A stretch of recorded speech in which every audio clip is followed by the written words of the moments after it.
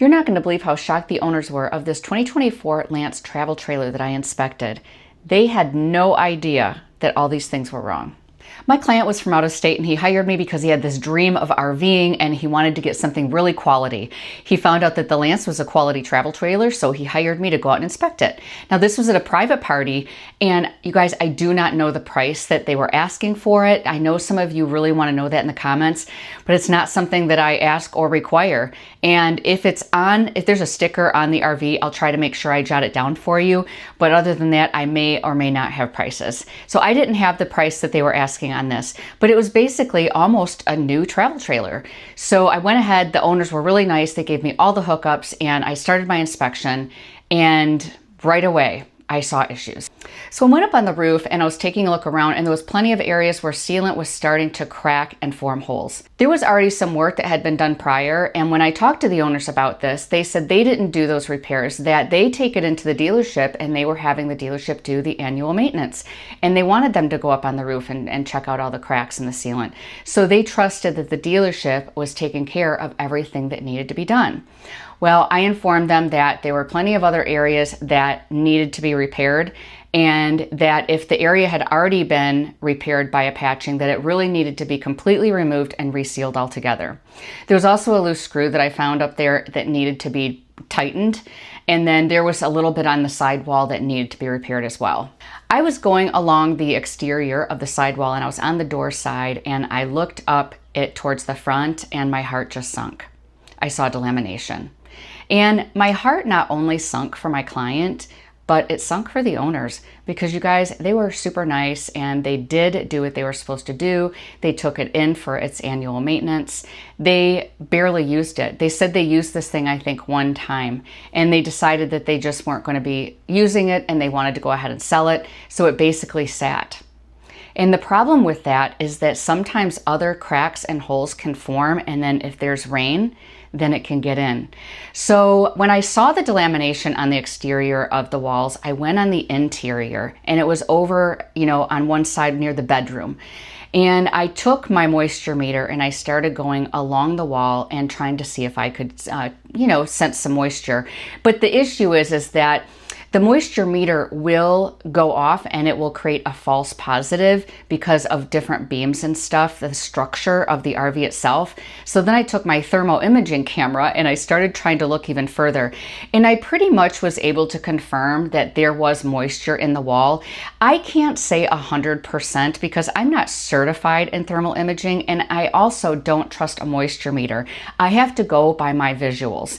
And what my eyes told me is that there was delamination on the exterior. It was clearly visible coming out, and I could press on the wall, and that meant that the adhesive was no longer sticking. And when I went on the interior, I saw areas where the moisture meter was going off that wasn't what my thermal imaging picked up as being structure.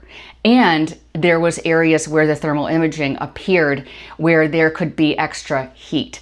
And water can be looked at as sort of a heat source in thermal imaging. But again, if somebody out there is watching this and you are certified as a thermal imaging technician and you want to comment, please do. I'm using this as a secondary tool so that I can confirm things. I also want to use my thermal imaging to look at things like the converter when I'm running the systems to see if it's hot, if it's overly hot, if one breaker is hotter than the other. So it's a way and it's a tool for me to determine some things. So that's what I'm using now as an additional tool during my inspections. I was testing the GFCIs, and I do this with every RV. I test all of the outlets to make sure that there's voltage, and I'm also testing the GFCI. And one of the things that I do is I will take the RV off of shore power, and then I will test the inverter.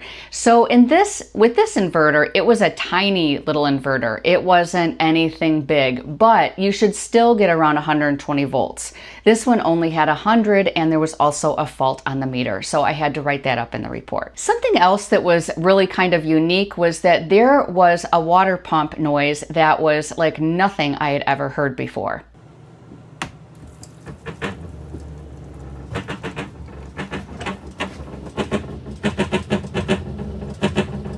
So that water pump was so noisy, you guys.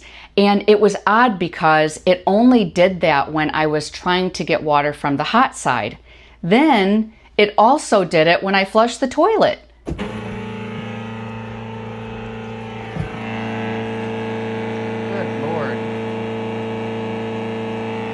It made no sense to me. It was like a vibration. I kept trying to figure it out. But again, I'm there to observe things and write them down, not diagnose or troubleshoot, even though I kind of want to. I want to figure out why it's doing what it's doing. But I just noticed that it was like a vibrational sound. And when I moved it all the way to the hot side, it would vibrate down there and make this really loud sound. But that didn't make sense for why it would do it for the toilet. So you guys, it's just odd, and I have no idea why. But anyway, I had to write that up in the report. But the other thing that I found, so I was trying to fill the toilet.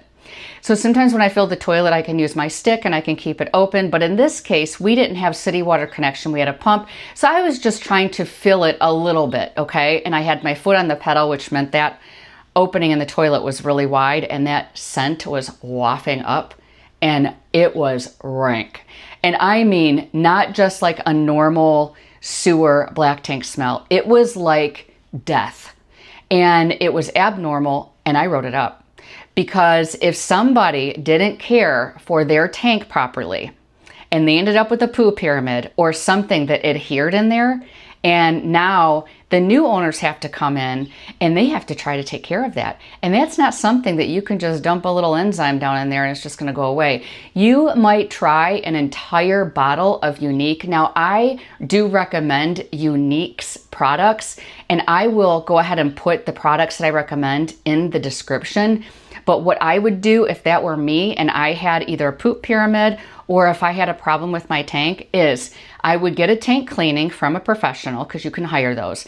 But on my own, I use Unique products, and I use them about every 3 to 6 months. I will do an entire treatment in my black tank, meaning I will pour an entire bottle down there, fill it up with water, and let it sit over 1 night or 2 nights, and then flush it out, because it has enzymes and bacteria in it.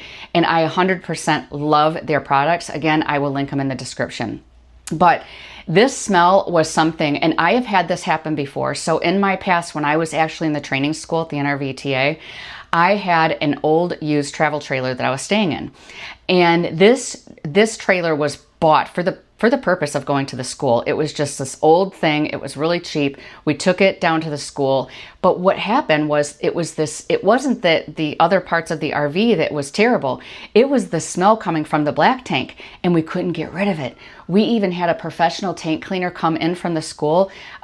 Sue, she was a teacher at the school at the time, and she came in and she has a tank cleaning business, and she went ahead and flushed our tanks.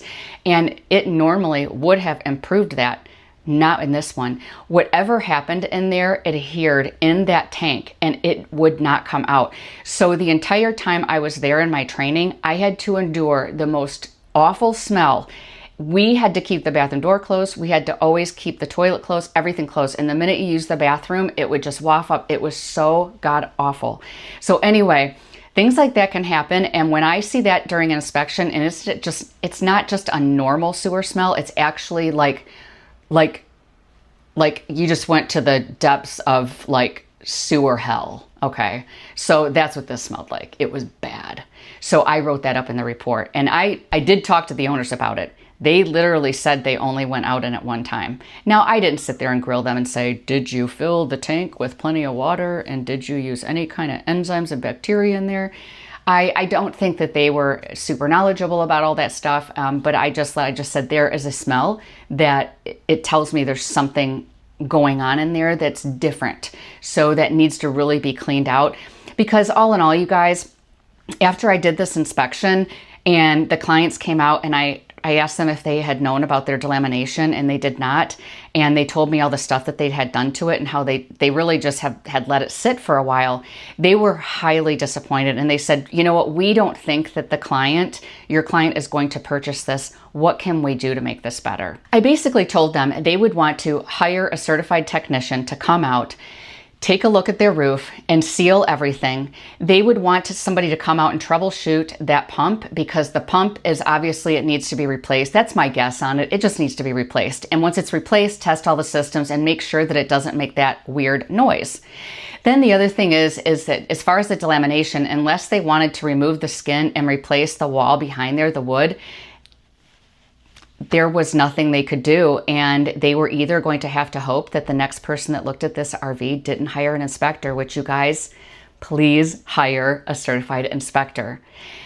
I don't think they would have wanted, to be honest. I think they were stuck in a situation where they did not. I'm like, you could trade it in. You could just try to sell it and hope for the best, or you're going to have to take a real big hit on the price, and somebody that's not afraid to purchase something with a little delamination in it. Okay, I was not surprised at all when my client told me that he was not going to purchase this trailer, and rightly so. Why would he want to? He was really looking for a quality trailer that didn't have problems and didn't have a rotten smell coming out of the sewer and delamination with rotted wood. And the pump could easily be replaced and probably repaired, and the sealant could be repaired. But when you have things that could be like a real big deal breaker, like you don't know if that smell is going to come out of that tank. It could be that that whole tank actually needs to be replaced if that smell doesn't come out, because that's what we were going to have to do with the other one. You want to make sure that the sewer vents are proper too. So you could always have somebody go up on the roof and take a look at the sewer vents and just make sure that it's venting properly. But you really need someone to take a thorough look inside and make sure that everything is working the way it should. My clients were going to have to face the fact that they were going to have to hire a tech to come out to fix all these things and then try to sell it and hope that the next people that come along didn't hire an inspector. So you guys, always hire a certified inspector before you get your next RV. I just want to mention I am in Michigan right now. If you notice, the background is different. I am here for the month of August, maybe a little bit in September. I am helping my son move. He got a house, so we're going to be getting out of this apartment and moving into a house. So I'm going to be here for a little bit. So if you need an inspection, again, this is for August 2026, if you're watching this video later, and maybe a little bit of September, you can always check with me. I'm not quite sure when I'm heading back to Colorado. I'm going to be in Colorado for a little bit, and then I'm going to be heading back to Arizona. So just keep up with my website. I put all the information on there, and I will see you in the next video.